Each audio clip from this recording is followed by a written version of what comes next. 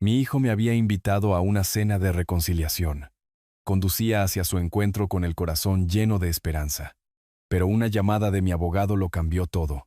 Llámeme de inmediato. Es sobre su hijo.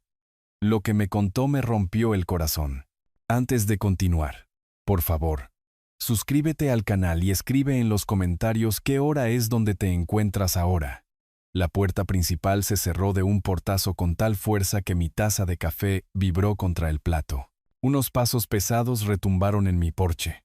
Pasos deliberados y furiosos que hicieron que las viejas tablas de madera crujieran en señal de protesta. Apenas tuve tiempo de dejar el periódico de la tarde antes de que Ricardo irrumpiera por la puerta principal sin siquiera llamar. Papá, necesito dinero urgentemente. Usted tiene que vender esta vieja casa y darme mi parte. Ni un hola, ni una disculpa por la intromisión. Solo exigencias, pronunciadas con una especie de desesperación agresiva que nunca antes le había escuchado a mi hijo.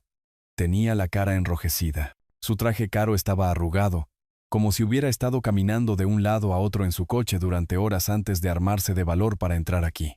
Me levanté lentamente de mi sillón de lectura, señalando hacia la cocina con toda la dignidad que pude reunir. Ricardo, te ves alterado. Deja que te prepare un café y podremos. No quiero su café. Movió el brazo con desdén, casi derribando la lámpara de mi mesita auxiliar. Quiero respuestas. Quiero lo que es mío por derecho. ¿Tu parte? Las palabras salieron más secas de lo que pretendía. Mis manos temblaban ligeramente mientras me agarraba al respaldo de mi sillón. Esta es mi casa, Ricardo. Trabajé toda mi vida por esto. Él se rió. Un sonido amargo y hueco que resonó en las paredes de mi sala. Usted se va a morir pronto de todas formas. ¿Para qué necesita esta casa enorme? La crueldad de esas palabras me golpeó como un puñetazo. Este era mi hijo, el niño al que le había enseñado a andar en bicicleta en el mismo camino de entrada por el que acababa de marchar. El joven al que había acompañado al altar en su boda. Ahora estaba en mi casa, mi santuario, diciéndome que ya estaba muerto. Ricardo, empecé, tratando de encontrar algún rastro del hijo que había criado. Pero no había terminado. Golpeó la mesa de centro con el puño con tanta fuerza que la superficie de madera saltó. Usted está siendo egoísta. Valeria y yo tenemos gastos que ni siquiera puede imaginar. Problemas reales. No solo estar aquí sentado leyendo periódicos todo el día como un fuera. Las palabras salieron de mi boca en voz baja, pero con absoluta finalidad. Ricardo se detuvo a media frase.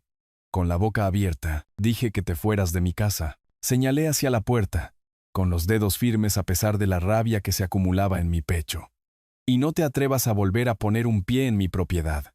Por un momento, Ricardo pareció genuinamente sorprendido. Quizás esperaba que me derrumbara, que le entregara el trabajo de mi vida sin luchar. Su rostro pasó por la confusión, luego la ira, y luego algo más oscuro. Se arrepentirá de esto, viejo.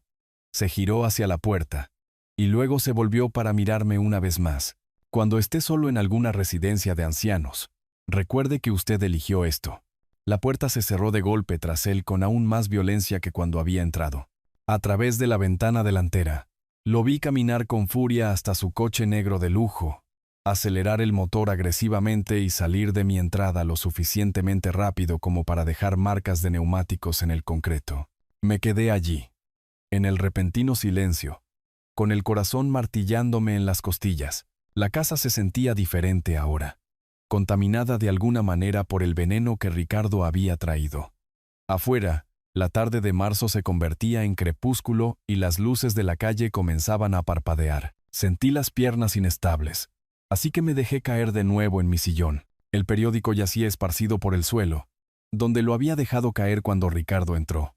El café de mi taza se había enfriado. Caminé hasta la puerta principal y eché el cerrojo, algo que rara vez hacía, pero esa noche se sentía diferente. Mis dedos se demoraron en el metal frío mientras intentaba procesar lo que acababa de suceder en mi propia sala.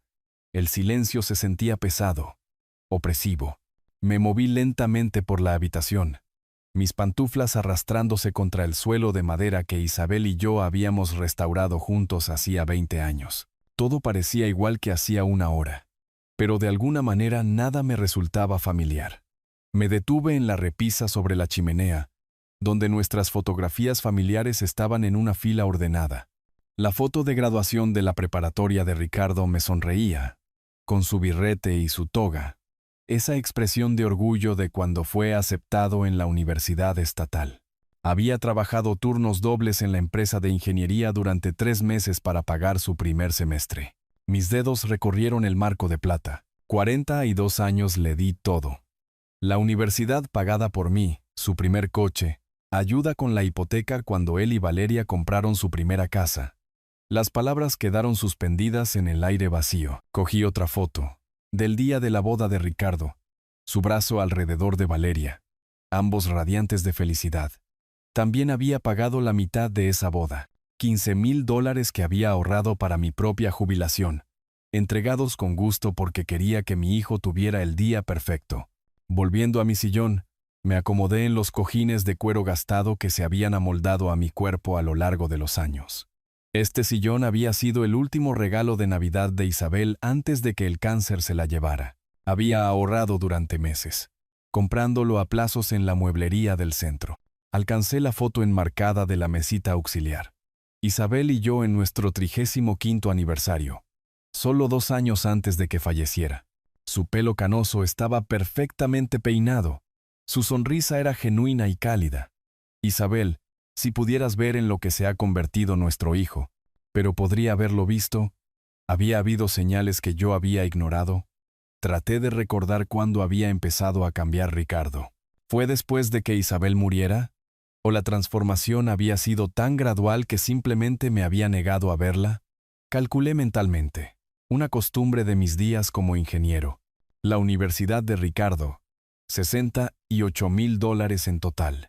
Su boda, mi contribución de $15,000. El préstamo para el pago inicial de su primera casa que nunca devolvió, $25,000. El préstamo para el negocio cuando fundó su consultora, otros $30,000. Varias emergencias, reparaciones de coches, regalos de cumpleaños, regalos de Navidad. La cifra seguía subiendo.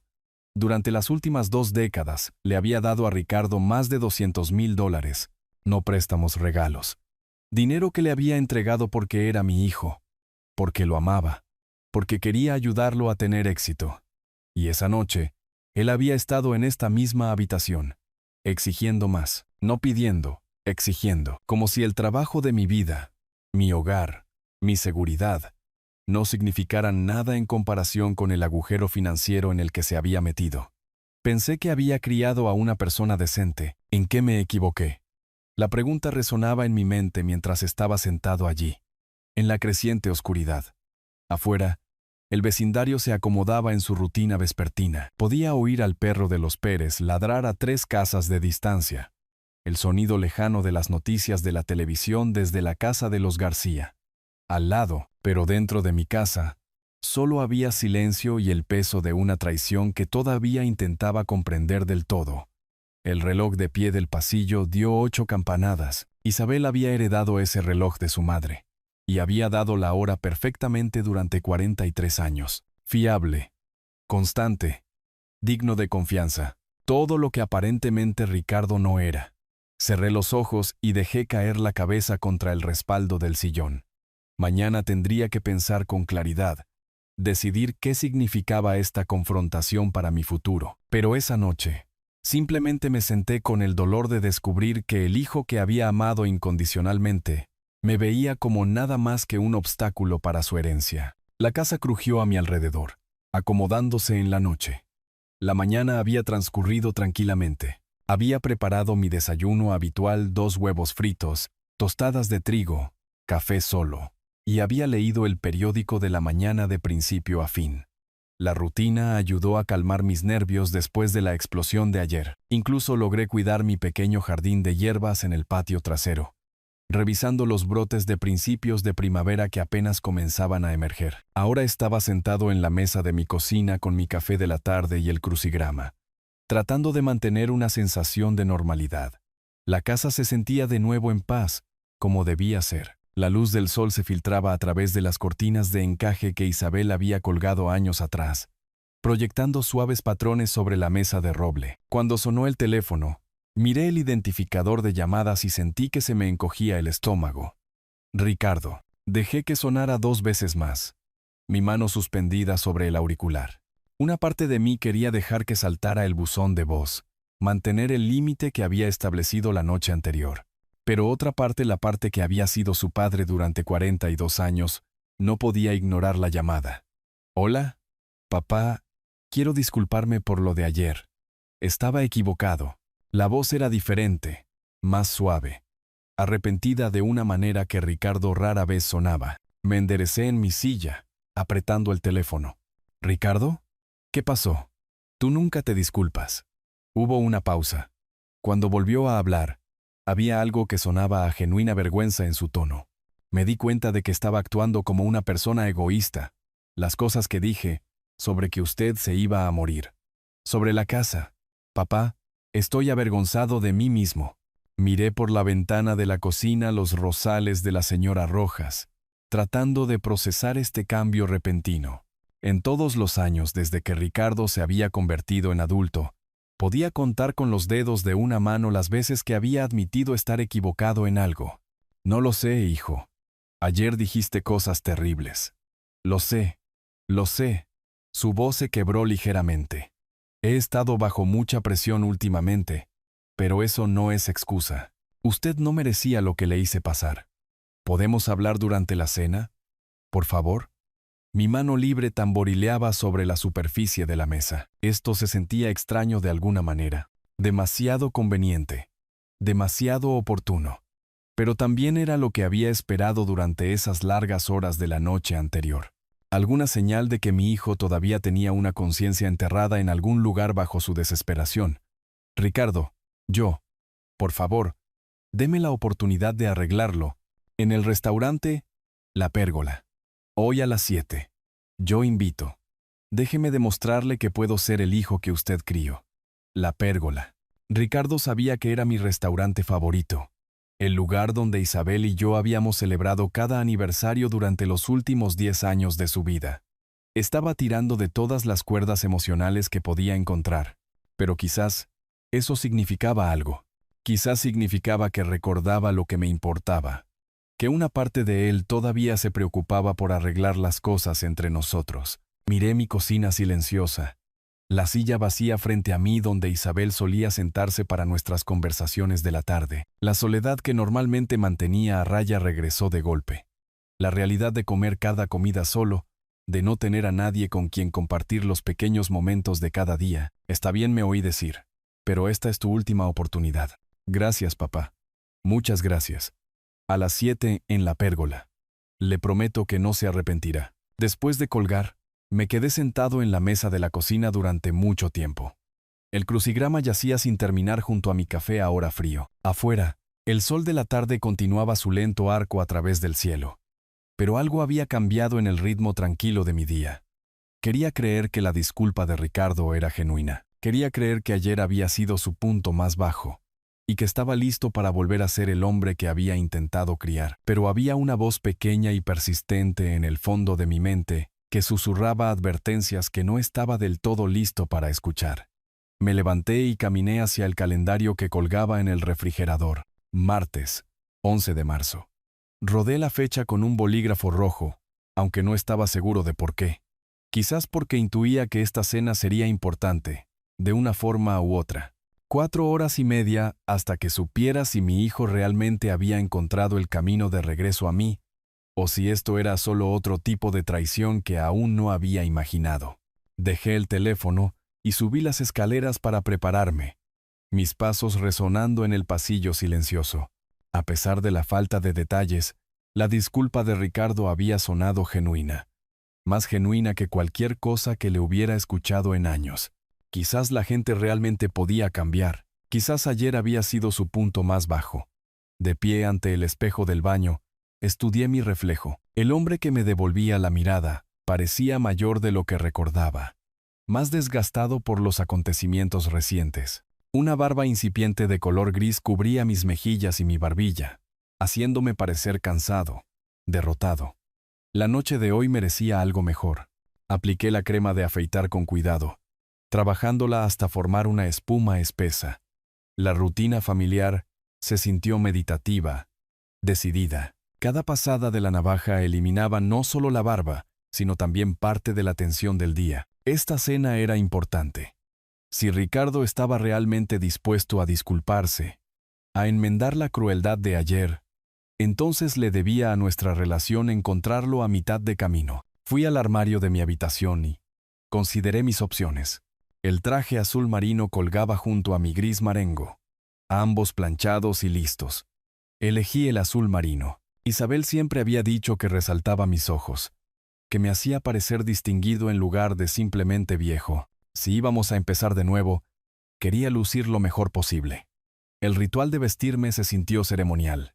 Camisa de vestir blanca, almidonada y crujiente como había aprendido a hacerlo en el ejército hace 50 años. Mientras anudaba mi corbata, vi el joyero de Isabel en el tocador. Ella guardaba allí mis gemelos, los de plata que sus padres me habían regalado para nuestra boda. 2 corbatas yacían sobre la cama, una burdeos y otra azul. La burdeos combinaba con mi pañuelo de bolsillo favorito, pero la azul había sido la preferida de Isabel. Te hace parecer digno de confianza, decía siempre. Esa noche, elegí la confianza. Elegí la azul. En el tocador de Isabel, abrí el pequeño frasco de colonia que me había regalado para nuestro 25 aniversario. El aroma me transportó al instante. La mañana de Navidad de 1982, Isabel riendo mientras yo intentaba actuar sorprendido por el regalo que la había visto envolver 3 días antes. Para ocasiones especiales había dicho, besándome la mejilla. Esta noche se sentía especial, a su manera complicada. Apliqué la colonia con moderación en mis muñecas y cuello. Isabel estaría feliz de vernos juntos de nuevo. Ella siempre había creído en las segundas oportunidades y en la posibilidad de redención. La gente comete errores. Arturo solía decir después de días particularmente difíciles con un Ricardo adolescente. Lo que importa es si aprenden de ellos. Mi cartera estaba en la mesita de noche, abultada con el cheque de la pensión del mes que había cobrado ayer. Conté los billetes, más que suficiente para cenar en la pérgola, incluso si insistía en pagar a pesar de la oferta de Ricardo. Las viejas costumbres nunca mueren, y yo había estado pagando las cuentas de mis hijos toda su vida. Con las llaves en la mano, revisé mi reflejo una última vez. El hombre en el espejo se veía presentable, digno, listo para darle a su hijo otra oportunidad. Quizás juzgué a Ricardo con demasiada dureza. La gente puede cambiar. Esta noche será un nuevo comienzo para nuestra familia. Caminando hacia la puerta de la habitación, sentí algo que no había experimentado desde antes de la muerte de Isabel. Esperanza. Una esperanza real de que nuestra familia podría sanar, de que las duras palabras de ayer podrían ser perdonadas y olvidadas. Ricardo seguía siendo mi hijo, a pesar de sus errores. Y los hijos, razoné, merecen el beneficio de la duda de sus padres.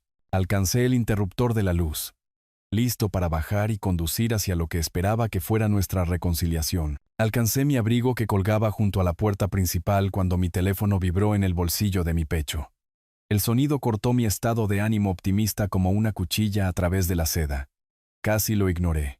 Cualquier mensaje que hubiera llegado podía esperar hasta después de la cena, pero algo me hizo detenerme, con la mano a medio camino de la manga del abrigo. La notificación mostraba un mensaje de Guillermo. Llámeme urgentemente. Mis dedos de repente se sintieron torpes mientras marcaba su número. Guillermo nunca usaba signos de exclamación. Nunca enviaba mensajes urgentes a menos que algo estuviera seriamente mal. El teléfono sonó 1, 2 veces, y luego su voz familiar respondió. Guillermo, ¿qué pasó? ¿Por qué tanta urgencia? Arturo, su hijo Ricardo, llamó a mi oficina hoy. Estaba preguntando sobre su testamento. Las palabras me golpearon como agua fría. Me apoyé contra la pared del pasillo. Mi corbata azul cuidadosamente anudada de repente se sentía demasiado apretada alrededor de mi cuello. ¿Qué quería saber exactamente? Preguntó si toda la propiedad va para él o si hay una parte para Carmen.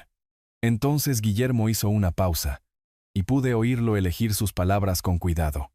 Luego preguntó sobre la impugnación del testamento. Impugnarlo, ¿pero por qué? Mi voz sonaba extraña en mis propios oídos, hueca y distante. A través de la ventana delantera podía ver a los Pérez paseando a su perro, la misma rutina vespertina que habían seguido durante 15 años. Todo afuera parecía normal, pacífico, mientras mi mundo se inclinaba de lado. Arturo. Sospecho que Ricardo está planeando algo malo. Tenga cuidado esta noche. Presioné mi mano libre contra la pared para apoyarme. La colonia que Isabel me había regalado de repente olía demasiado fuerte, empalagosa. «Guillermo, ¿estás seguro?» Quizás solo quería entender, preguntó específicamente sobre los requisitos de su competencia mental. Sobre qué pasaría si alguien afirmara que usted no estaba en su sano juicio cuando firmó los documentos. Sano juicio. La frase resonó en mi cabeza mientras las piezas comenzaban a encajar. La explosiva demanda de dinero de ayer. La repentina y conveniente disculpa de hoy.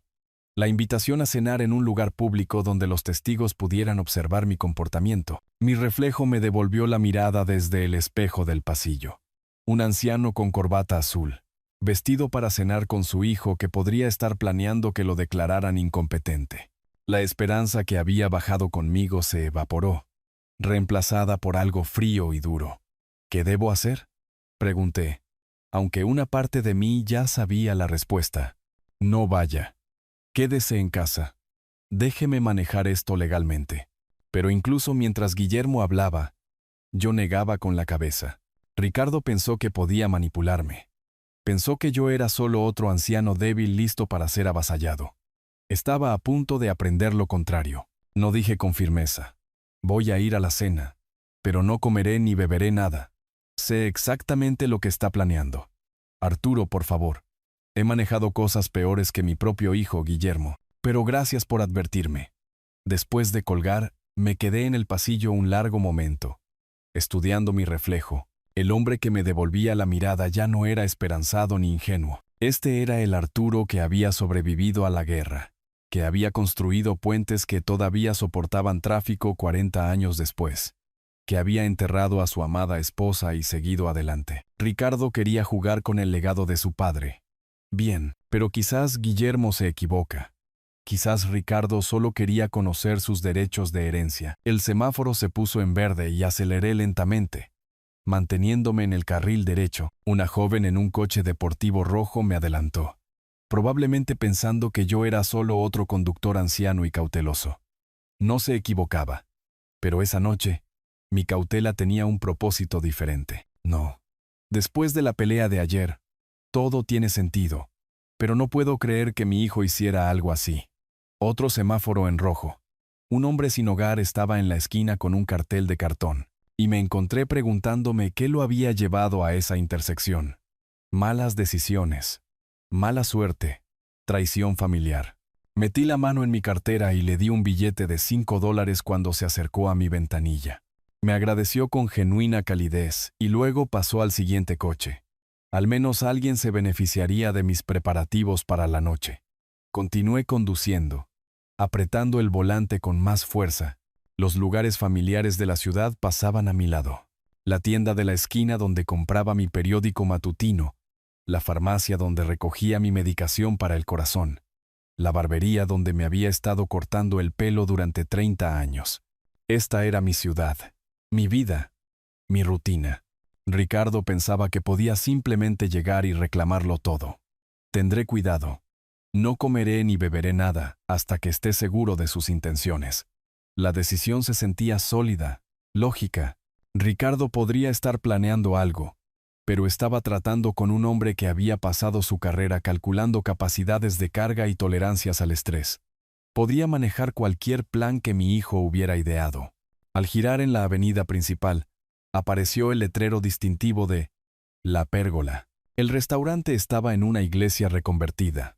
Su arquitectura gótica era hermosa y de alguna manera ominosa en el anochecer. Isabel y yo habíamos celebrado tantos aniversarios allí, cuando creía que la familia significaba algo sagrado y permanente. El tráfico se ralentizó al acercarme al distrito de restaurantes. Los oficinistas se dirigían a casa. Las parejas llegaban a sus citas para cenar. Las familias se reunían para cenar un martes por la noche. Gente normal haciendo cosas normales, sin saber que en algún lugar entre ellos un padre conducía para enfrentar la traición de su hijo. Señalicé para entrar en el estacionamiento del restaurante, mi pulso firme a pesar de todo. Lo que sea que Ricardo hubiera planeado, cualquier trampa que creyera estar tendiendo, yo estaría listo. El padre ingenuo que se había vestido con esperanza en el espejo de su habitación había desaparecido. En su lugar se sentaba un hombre que había aprendido, quizás demasiado tarde, que la confianza era un lujo que ya no podía permitirse, pero seguiría siendo su padre, incluso si él había olvidado cómo ser mi hijo. Aparqué en el estacionamiento del restaurante y me senté un momento, observando a otros comensales caminar hacia la entrada. Familias normales, parejas normales, gente normal que no sospechaba que sus seres queridos pudieran estar conspirando contra ellos. La arquitectura gótica de la iglesia reconvertida parecía acogedora bajo la suave luz del atardecer, sus vitrales brillando cálidamente. Ricardo y Valeria esperaban justo dentro de la entrada. Sus rostros se iluminaron con lo que parecía una alegría genuina cuando me vieron. Ricardo se abalanzó con los brazos abiertos, atrayéndome a un abrazo que se sintió completamente diferente a su postura agresiva de 2 días antes. Papá, qué maravilla que hayas venido. He estado pensando en nuestra relación todo el día. Valeria se unió a nosotros, su sonrisa radiante mientras me tomaba del brazo. Señor Serrano, se ve usted fantástico. Ricardo me dijo, cuánto lamenta lo de ayer. Su entusiasmo se sentía abrumador, casi teatral. Pero de pie allí, en su cálido abrazo, rodeado por el suave murmullo de otros comensales y la suave música clásica, las advertencias de Guillermo parecían paranoicas y distantes. Yo también quiero que las cosas estén bien entre nosotros, hijo. Ricardo nos guió a una mesa junto a la ventana que aparentemente había reservado, una con vista al horizonte del centro de la ciudad que titilaba en la oscuridad creciente. Valeria me ayudó con mi silla, preocupándose por mi comodidad como nunca antes lo había hecho. La camarera apareció de inmediato, como si la hubieran invocado. Nos tomamos la libertad de pedir vino, anunció Ricardo, señalando la botella de Cabernet, que ya se estaba aireando sobre la mesa. Tu cosecha favorita de cuando Isabel vivía. Valeria llenó mi copa con gracia experta, sus movimientos suaves y deliberados. Esto será perfecto para nuestro brindis de reconciliación. Levanté mi copa, sintiéndome genuinamente conmovido por su atención al detalle. Habían recordado el vino favorito de Isabel, elegido nuestra vieja mesa de aniversario junto a la ventana. Quizás había sido demasiado rápido para juzgar los motivos de Ricardo. Por la familia, dijo Ricardo solemnemente, sus ojos encontrándose con los míos. Por las segundas oportunidades. Por el perdón, añadió Valeria, su voz cálida con la sinceridad de los padres. El vino sabía exactamente como lo recordaba, rico, suave, con toques de cereza y roble que Isabel siempre me había identificado. Mientras hablábamos, Ricardo parecía el de antes, el hijo que una vez me había ayudado a construir una casa en el árbol en nuestro patio trasero, que me llamaba todas las semanas durante sus años universitarios. Cuando llegaron los aperitivos, Valeria empujó la bruschetta hacia mí. Ricardo dijo que esta era su favorita aquí. Los tomates son del jardín del chef.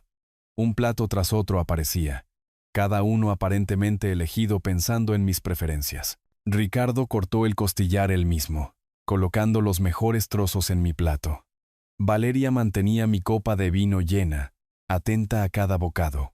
Pruebe este filete, papá. El chef es amigo mío. Lo preparó especialmente para usted. La carne estaba perfectamente sazonada, tan tierna que se podía cortar con un tenedor.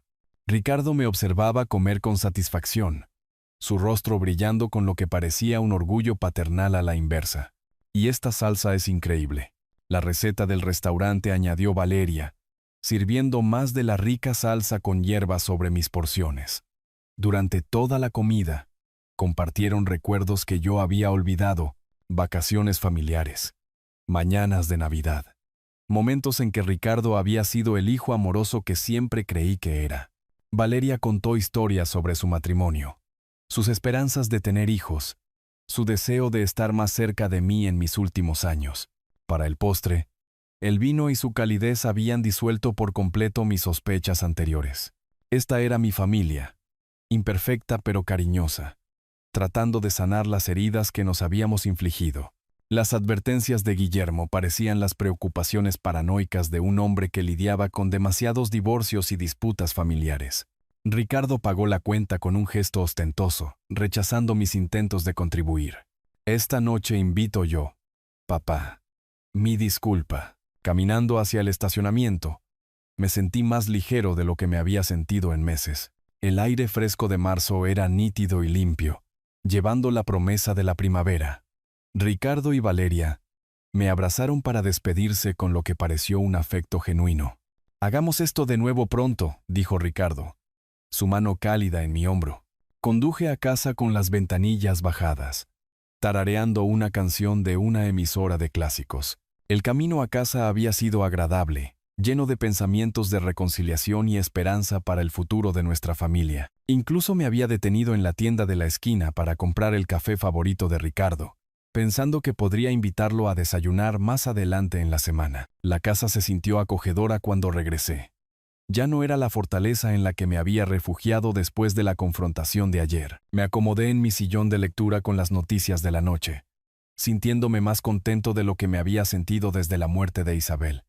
El vino de la cena me había dejado relajado, casi somnoliento. Alrededor de las 10 de la noche, me preparé una taza de té de manzanilla y consideré llamar a Guillermo para decirle que sus preocupaciones habían sido infundadas.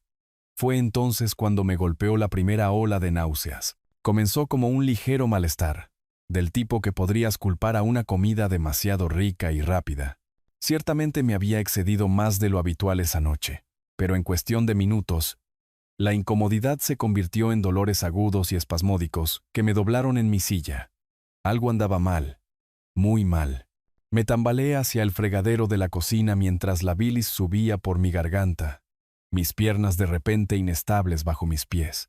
Los calambres se intensificaron, enviando relámpagos de agonía a través de mi abdomen. Esto no era una indigestión por demasiado costillar. Los vómitos comenzaron sin previo aviso, arcadas violentas que me dejaron jadeando y temblando. Entre espasmos, mi mente retrocedió a través de la noche.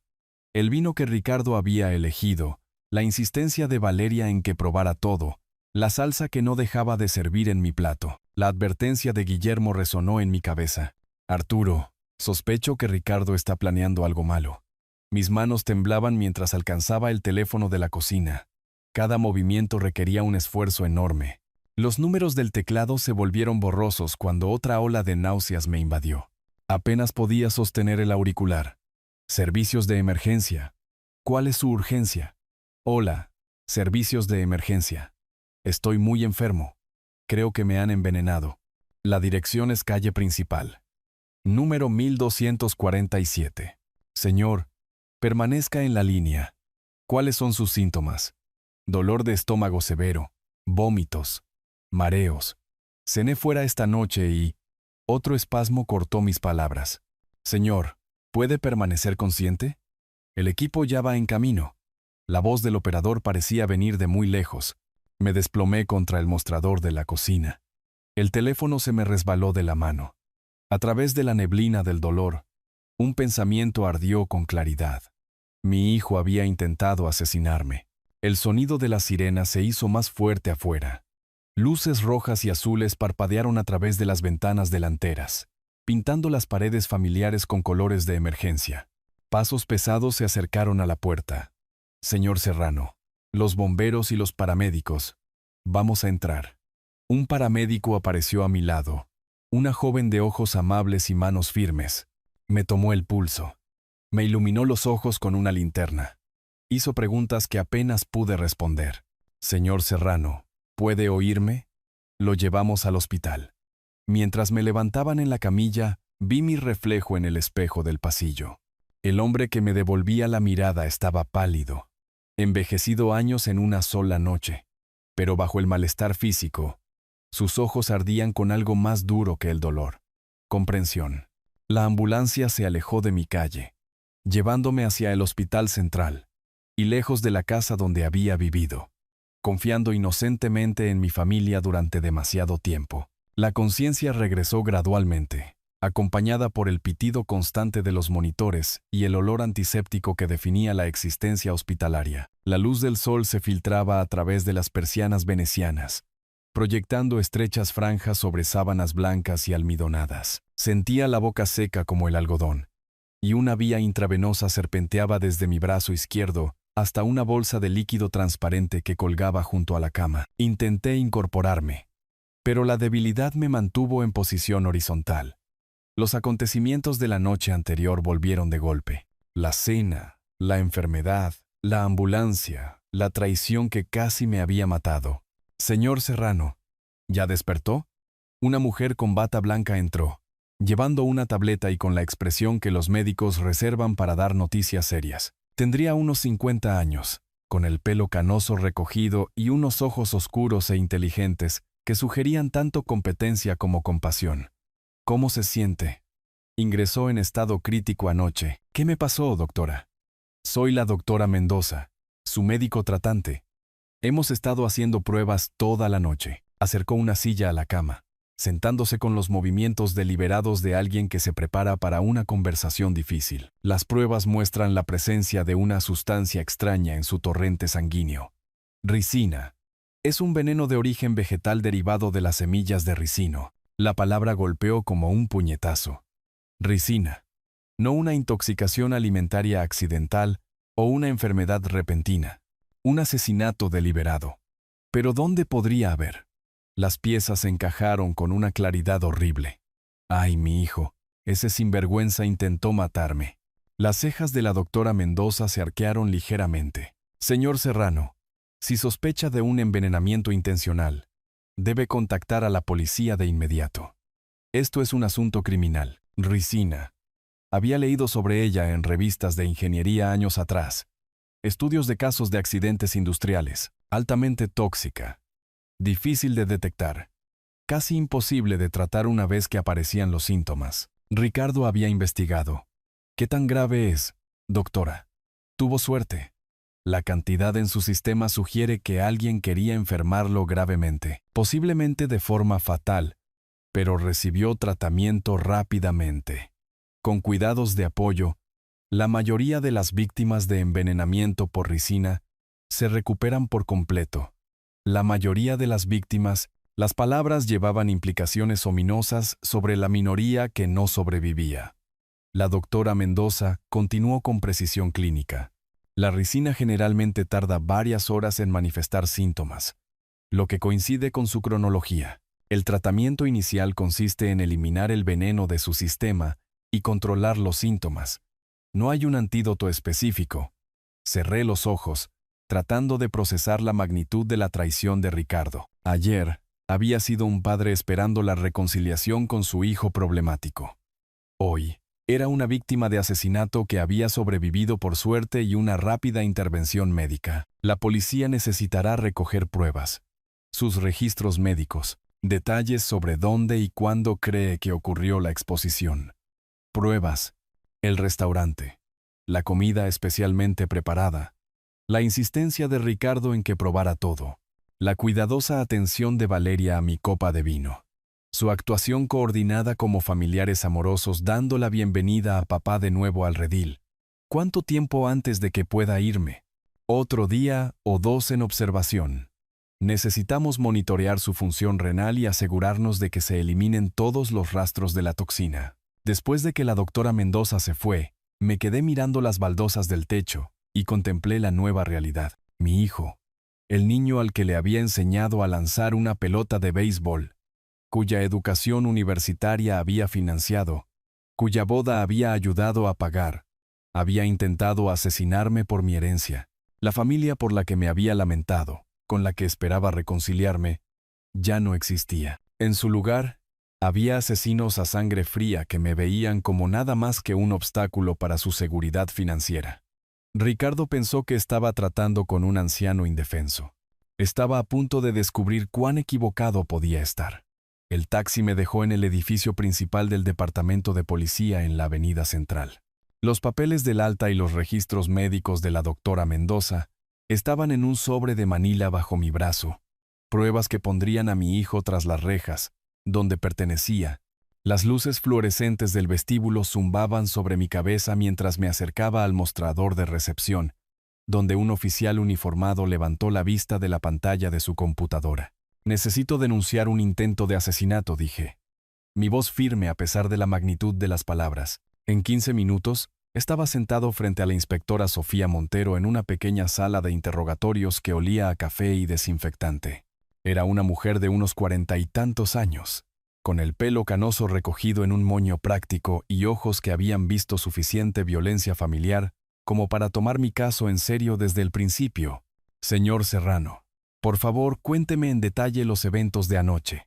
Extendí los documentos del hospital sobre la mesa de metal rayada entre nosotros.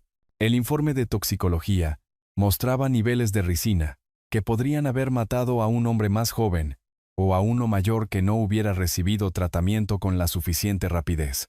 Mi hijo Ricardo me invitó a cenar después de una pelea que tuvimos el lunes.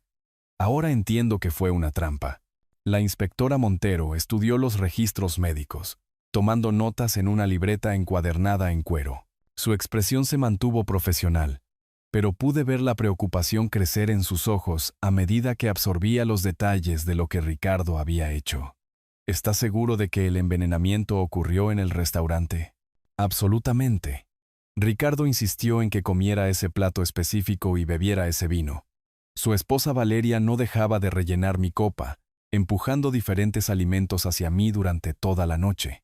Le conté toda la secuencia de eventos, la confrontación explosiva del lunes, la advertencia de Guillermo sobre las sospechosas averiguaciones legales de Ricardo, la manipuladora invitación a cenar del martes y la comida cuidadosamente orquestada que casi me había matado. La ricina probablemente estaba en la salsa, expliqué, recordando la insistencia de Valeria en que probara más de la preparación especial, o en el vino. Trabajaron juntos, se aseguraron de que consumiera lo suficiente para hacer el trabajo. La inspectora Montero se reclinó en su silla, golpeando su bolígrafo contra la libreta. «Señor Serrano, esto parece ser un caso claro de intento de asesinato con premeditación. Tendremos que arrestar a su hijo y a su esposa para interrogarlos». Las palabras me produjeron una oleada de satisfacción. Justicia. Por fin, justicia. Ricardo ha estado desesperado por dinero, ahogado en deudas por malas inversiones. Llamó a mi abogado preguntando por mi testamento, específicamente sobre cómo impugnarlo si me declaraban mentalmente incompetente. «Eso establece un motivo», dijo la inspectora Montero, haciendo otra nota. «Junto con la evidencia médica y su testimonio, tenemos motivos para un arresto inmediato». Me explicó el proceso. Se emitirían órdenes de arresto en cuestión de horas. Ricardo y Valeria serían detenidos, y un fiscal revisaría el caso para presentar cargos formales. Como testigo principal, tendría que testificar en el juicio si el caso llegaba tan lejos. «Inspectora, pensaron que estaban tratando con un anciano indefenso al que podían manipular y luego asesinar. Se equivocaron. A las 4 de la tarde, la inspectora Montero había registrado mi declaración completa y había archivado todas las pruebas médicas. Me acompañó al vestíbulo, estrechándome la mano firmemente en la puerta. «Señor Serrano, nos tomamos muy en serio el intento de asesinato, especialmente cuando involucra a miembros de la familia que atacan a parientes mayores. Su hijo y su nuera estarán bajo custodia esta noche».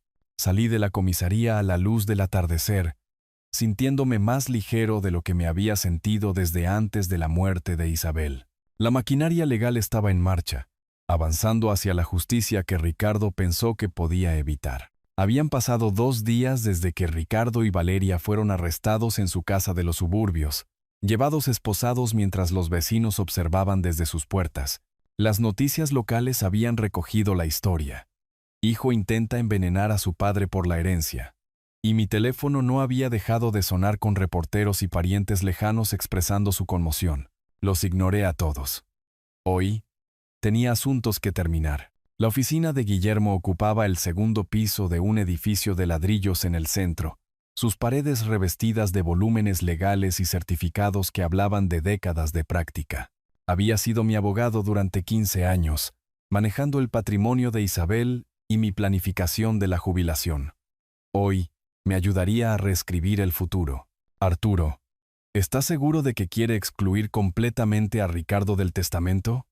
Estaba sentado frente a él en la mesa de conferencias de Caoba, donde habíamos firmado tantos documentos a lo largo de los años. El Nuevo Testamento yacía abierto entre nosotros, sus páginas nítidas con un lenguaje legal que despojaría a Ricardo de cada centavo que esperaba heredar. Absolutamente.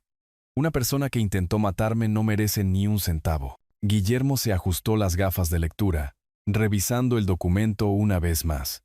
Habíamos pasado 1 hora revisando cada activo, cada cuenta bancaria, cada posesión que tenía, la casa de la calle principal, los ahorros para la jubilación que Isabel y yo habíamos acumulado durante 40 años, las pólizas de seguro de vida y los beneficios de la pensión. Todo iría a parar a Carmen. Toda la casa, los ahorros, los fondos de pensiones, todo va para Carmen. Así es, Carmen siempre ha sido una buena hija. Mi mente se fue a mi hija, que enseñaba 3er grado en la escuela primaria local y nunca me había pedido nada más que regalos de cumpleaños para sus hijos. Ni siquiera sabía todavía del arresto de Ricardo. Decidí esperar hasta después del juicio para explicarle todo. El shock sería lo suficientemente devastador sin la carga añadida de volverse rica de repente. Guillermo se reclinó en su silla de cuero, estudiándome con la cuidadosa atención que siempre había prestado a los asuntos importantes. Ricardo podría intentar impugnar el testamento en los tribunales, que lo intente. Tengo pruebas de su crimen. El cargo de intento de asesinato sería el mayor obstáculo de Ricardo en cualquier desafío legal. Ningún tribunal otorgaría una herencia a alguien que había intentado matar al testador por ese mismo dinero. Solo la evidencia médica destruiría cualquier impugnación que pudiera presentar. Incluiremos un lenguaje específico sobre los cargos criminales, explicó Guillermo, haciendo notas en los márgenes. De esa manera, incluso si es absuelto por un tecnicismo, el testamento establece explícitamente sus razones para la desheredación. Lo observé trabajar, recordando todas las veces que había ayudado a nuestra familia con complejidades legales. Había manejado las directivas médicas de Isabel durante su última enfermedad, nos había ayudado a establecer fideicomisos para la educación de los nietos, nos había guiado a través de la planificación fiscal, que había preservado nuestra modesta riqueza. Ahora me estaba ayudando a asegurar que esa riqueza fuera a alguien que la merecía. La ceremonia de la firma tuvo lugar a las 2 en punto, con la secretaria y los asistentes legales de Guillermo como testigos. Leí cada página del Nuevo Testamento, confirmando que Ricardo Serrano solo se mencionaba para ser explícitamente excluido de cualquier herencia. Mi firma se sintió diferente esta vez. No la mano temblorosa de un anciano haciendo actualizaciones legales de rutina, sino la declaración firme de alguien que toma el control de su legado. El sello del notario lo hizo oficial. Ricardo no recibiría nada. El testamento es ahora legalmente vinculante, dijo Guillermo mientras nos dábamos la mano. El intento de asesinato de Ricardo le ha costado todo lo que pensaba heredar. Caminando hacia mi coche, sentí la satisfacción de un hombre que había superado a su posible asesino. Ricardo se había jugado su herencia en una cena mortal y lo había perdido todo. El mes transcurrido desde que cambié mi testamento había pasado en un torbellino de preparación legal. A Ricardo y Valeria se les había negado la fianza. Riesgo de fuga, había determinado el juez. Así que habían pasado las semanas previas al juicio en la cárcel del condado. Guillermo y yo nos habíamos reunido repetidamente con la fiscal, revisando pruebas y preparándonos para lo que prometía ser un caso sencillo. Esta mañana, Carmen se sentó a mi lado en el pasillo del juzgado, su rostro todavía pálido por el shock de enterarse del crimen de su hermano. Se lo había contado todo 3 días antes, incluyendo su condición de única heredera. Había llorado durante 1 hora, de luto por el hermano que creía conocer. «Papá, todavía no puedo creer que Ricardo hiciera algo tan horrible», susurró mientras esperábamos que llamaran nuestro caso. La gente cambia, Milla. A veces se convierten en extraños con rostros familiares. La sala del tribunal era más pequeña de lo que esperaba, con bancos de madera gastados y una iluminación fluorescente que proyectaba duras sombras sobre el proceso. Un puñado de espectadores llenaba la galería, en su mayoría reporteros y curiosos del tribunal, atraídos por la naturaleza sensacionalista del caso. Ricardo y Valeria estaban sentados en la mesa de los acusados con sus abogados de oficio, ambos con un aspecto demacrado por su mes de detención. Ricardo había perdido peso. Su traje caro le quedaba holgado. Valeria mantenía la cabeza gacha, evitando el contacto visual con nadie. Señor Serrano, por favor, cuente al tribunal los acontecimientos del 11 de marzo. La fiscal, una mujer astuta de unos 30 años llamada Elena Vargas, me guió a través de mi testimonio con eficiencia experta. Relaté toda la secuencia. Las desesperadas demandas de dinero de Ricardo, su manipuladora invitación a cenar, el envenenamiento que casi me había matado. Señoría, mi hijo me invitó a cenar con la intención de envenenarme por mi herencia. En el estrado de los testigos, me sentí tranquilo y concentrado. Este era mi momento para asegurar la justicia, para cerciorarme de que el crimen de Ricardo recibiera el castigo apropiado. El jurado escuchó atentamente mientras describía el envenenamiento por ricina, la hospitalización, la comprensión de que mi propio hijo había intentado asesinarme. Las pruebas confirmaron la presencia de ricina en el sistema de la víctima, anunció la fiscal, presentando los informes médicos de la doctora Mendoza al jurado. El abogado de Ricardo intentó una defensa de envenenamiento accidental, una historia descabellada sobre ingredientes de restaurante contaminados, pero las pruebas eran abrumadoras. Las preguntas de Ricardo sobre mi testamento, su desesperación financiera, el comportamiento coordinado en la cena, la cuidadosa atención de Valeria a mi comida y bebida. Cuando el jurado regresó después de 2 horas de deliberación, sus rostros eran sombríos. Ricardo Serrano y Valeria Serrano. El tribunal los declara culpables de intento de asesinato en primer grado. La compostura de Ricardo finalmente se quebró. Papá, no fue mi intención, fue un accidente. Lo miré a través de la sala. A este extraño que una vez había sido mi hijo. Un accidente. Preguntaste por mi testamento el día antes de envenenarme. El juez lo sentenció a cada uno a 15 años de prisión, con posibilidad de libertad condicional después de 10. Ricardo tendría 77 años cuando saliera, si es que vivía tanto. Valeria, 65. Sus vidas efectivamente terminadas, sus futuros destruidos por su codicia. Carmen y yo salimos juntos del juzgado, dejando que Ricardo y Valeria comenzaran su viaje a la prisión estatal. El sol de abril se sentía cálido en mi rostro, prometiendo renovación y nuevos comienzos. ¿Qué pasa ahora, papá? Ahora vivimos, mija. Vivimos con integridad, de la manera que tu madre hubiera querido. Se había hecho justicia. El traidor de mi familia pasaría el resto de sus años productivos tras las rejas, mientras que mi hija leal heredaría todo lo que había trabajado para construir. El orden moral había sido restaurado, y finalmente pude descansar tranquilo, sabiendo que la persona correcta continuaría con el legado de nuestra familia. Ricardo se lo había jugado todo en una comida venenosa.